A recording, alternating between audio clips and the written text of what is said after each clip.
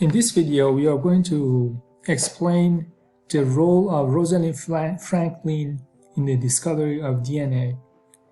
If you read here as Nature of Science, you know that Nature of Science is very important in IB exams. Making careful observations. Why? Because someone such as Rosalind Franklin, she did a lot of experiment by the usage of X-ray diffraction, and she provided a lot of evidence which led at the end the discovery of the DNA structure by Watson and Crick. So that's why the careful observation is important in Nature of Science. How was DNA discovered? Is the story of its discovery an example of cooperation, internationalism, sexism, or competition?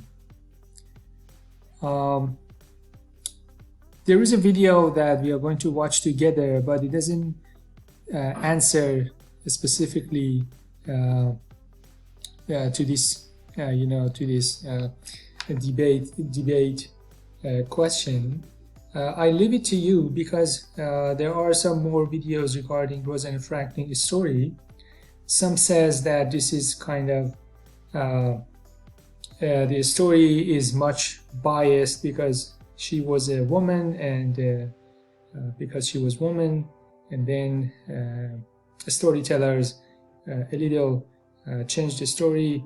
But I am not judging what exactly happened. Was her role on the discovery of the structure of the DNA, and unfortunately she died 4 years before the Nobel Prize was given, and she died of cancer at the age of 37. And that's the reality, and that's so sad that happened. And because she was doing a lot of X-ray experiment, finally she ended up with the cancer. So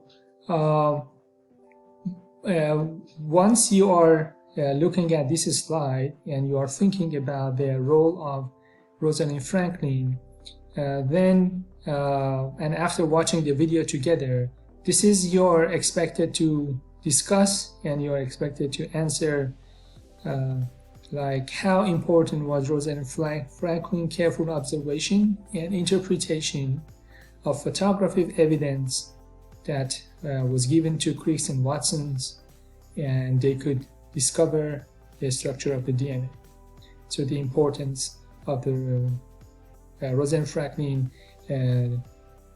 diffraction X-ray methodology. A brave young woman who challenged convention. Rosalind Franklin was a true game changer for modern biotech. In 1962, three men, James Watson, Francis Crick, and Maurice Wilkins, received a Nobel Prize for unlocking the secrets of DNA. It was the most important scientific find of the 20th century, but that is not the full story. At the very foundation of this discovery was the work of a pioneering crystallographer and molecular biologist, Rosalind Franklin. She died 4 years before the Nobel Prize was awarded, when she was just 37 years old. In London in the early 1950s, the race to understand the structure of DNA was heating up. Franklin and Wilkins were conducting separate research, while Crick and Watson were trying to solve the same problem. By the spring of 1952, Franklin had perfected her X-ray crystallography technique, and together with her research team, she captured the famous photograph 51, showing an X-ray diffraction image of DNA, which provided essential information for developing a model of DNA. Based on this image, Franklin was able to determine a double helical structure, which took her a year to calculate. Unbeknown to Franklin, Wilkins shared Franklin's research, including Photo 51, with Crick and Watson, who immediately recognized its significance. It was also the final piece of their puzzle, confirming the 3D structure of DNA they had theorized. In the summer of 1953, the researchers, separately, published their genius findings in Nature magazine, which all contributed to exactly understanding the building blocks of life. Franklin's vital contribution to the discovery of the double helix DNA structure was never acknowledged during her lifetime, since the Nobel Prize is not awarded posthumous. However, it formed the basis of modern biotech and led to advancements including how we treat disease, identify criminals, and understand the origin of food spoilage. It also allowed us to make penicillin, medicine, enzymes, and biofuels. Okay, there is a very nice observation and slide form of Franklin's X-ray experiment, which you can see here. And this is a X-ray crystallograph pattern of DNA obtained by Rosalind Franklin and Raymond Gosselin in 1952. It is known as the B form. B form is the B form structure of the DNA. You will learn this later. It was clearer than other X-ray patterns because water was included in the DNA sample. I'm going to click one by one, and you will see how they interpreted the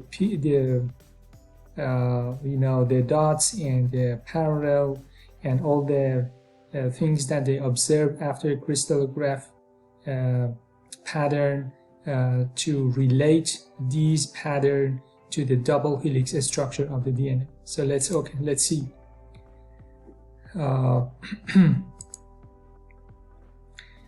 So the distinctive X in the X-ray photo is telltale pattern of the helix. So this means that this X showing that actually it has the helix structure. This is how, because X-ray diffraction is the reflection of the X-ray to a surface, and that reflection will be something like this, and this shows that for example, if this X shows or it is the representative of the helix structure of the DNA. Because the X-ray pattern is so regular, the dimension of the helix must also be consistent. For example, the diameter of the helix stays the same. Yes, and this is the diameter of the helix. And because this is so consistent, then they said that because of this consistency, the diameter would be the same. Let's go to the next slide.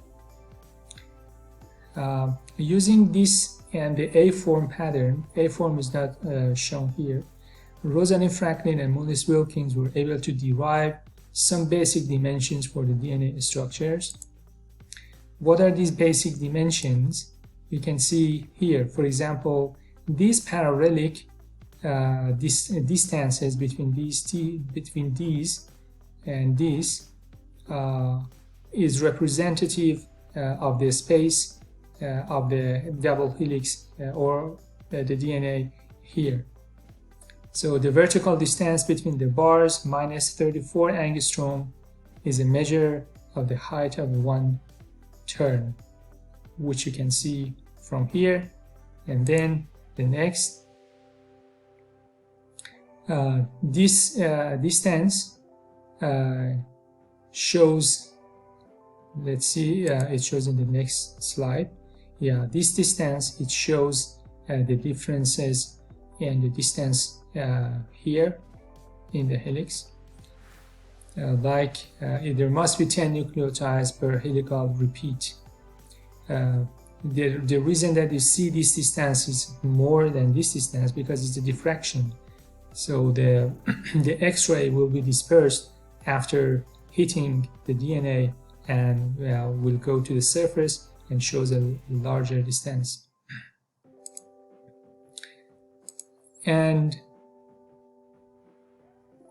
the helix pitch, its degree of rise, and this shows that this the degree of rise, which is calculated from the angle the X make with the horizontal axis. So this is horizontal axis, and this is the angle that will be made by the DNA, and from this actually they could interpret the DNA double helix structure, and they relate these two like this, and this shows that how if this pattern changes, then the structure will change as well.